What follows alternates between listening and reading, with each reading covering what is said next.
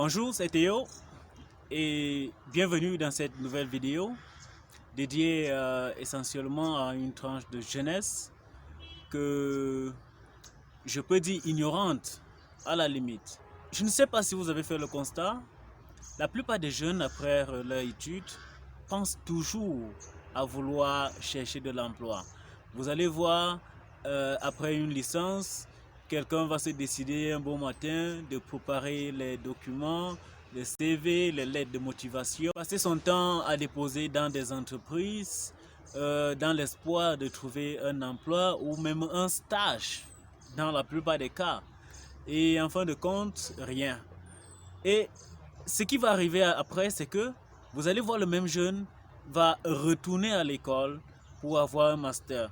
Vous pensez peut-être que c'est l'envie ou le besoin de diplôme qui est important. Non, celui-là, il est bloqué quelque part.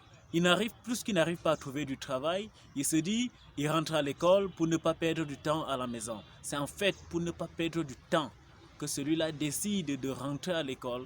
Et après le master, le même chemin se reproduit. Et ainsi de suite. C'est pourquoi on va voir dans la société aujourd'hui des centaines et des milliers de jeunes diplômés sans emploi. Et dans la plupart des cas, lorsque vous êtes embauché dans une entreprise, vous allez voir quelqu'un en master, on va proposer un salaire minable à la limite ou qui va ensuite vous décourager. Ou on vous dit, peut-être, on peut vous dire, c'est pour un test pendant quelques temps. Après 3 mois, on va voir peut-être si on va vous prendre, ainsi de suite. Pour d'autres, les entreprises qui sont un peu plus dures, vous prennent pour des stagiaires, ils vous disent je vous donne un stage de 3 mois et après on verra ce qu'on peut faire. Vous vous rendez compte qu'après les 3 mois, vous êtes au point de départ. On vous dit votre candidature n'a pas été acceptée par le comité. Ensuite, où on vous dit vous n'avez pas la compétence nécessaire pour exercer dans ce secteur-là ou pour être retenu par l'entreprise. Ainsi de suite, ainsi de suite. C'est ça en fait qui est le problème. Mais alors, où est-ce que le jeu se fait? Le jeu se fait au niveau du jeune lui-même. Le jeune, qu'est-ce qu'il veut en fin de compte? Qu'est-ce qu'il veut de lui-même? Est-ce qu'il veut rester celui-là qui va tout le temps être à la chasse d'un emploi? Est-ce qu'il veut être celui-là? Vous voyez un jeune avec un master à la main en technique ou en ingénierie informatique qui a cette compétence de pouvoir créer quelque chose de lui-même, mais n'a pas peut-être la volonté, je me dis, mais le problème phare sur ça, c'est que en fait, on n'a pas reçu cette éducation.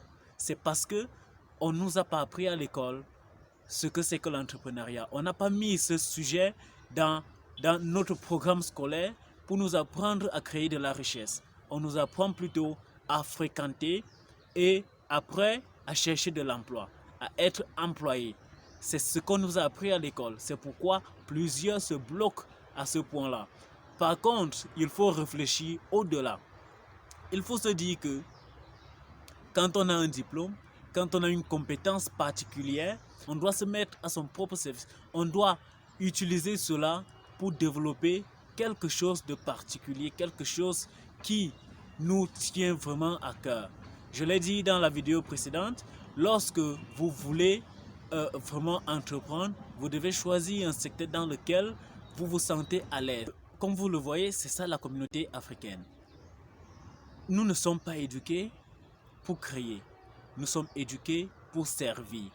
Et il faudrait qu'on arrête cela. Il faudrait qu'on change nos mentalités. Il faudrait qu'on change nos méthodes de vivre. Il faudrait qu'on change ce que nous cherchons à avoir dans l'avenir. Tout n'est pas sur l'emploi. L'emploi ne peut pas vous garantir une retraite. L'emploi ne peut pas vous garantir ce que vous voulez exactement. Parce que quel que soit l'emploi que vous allez prendre aujourd'hui, tôt ou tard, vous allez vous dire, je ne me suffis pas. Je voudrais quelque chose d'autre, je voudrais plus. Le salaire qu'on va vous donner, vous allez dire, ok, au départ c'est très bon, mais par la suite, vous allez vous rendre compte que ce sera difficile à gérer vos tâches quotidiennes et gérer ce salaire qui est fixe quotidiennement ou mensuellement pour vous. Donc c'est pourquoi dans la prochaine vidéo que je vais produire dans un instant, je vais vous parler de différence entre un entrepreneur et un employé ou salarié, si on peut le dire ainsi. Donc vous devez vous servir de cet outil de évaluer votre potentiel, votre connaissance, soit de devenir entrepreneur ou de rester ce jeune-là qui va finir son étude et chercher de l'emploi, quelles que soient les circonstances. Je vous remercie et retrouvons-nous très bientôt pour la prochaine vidéo.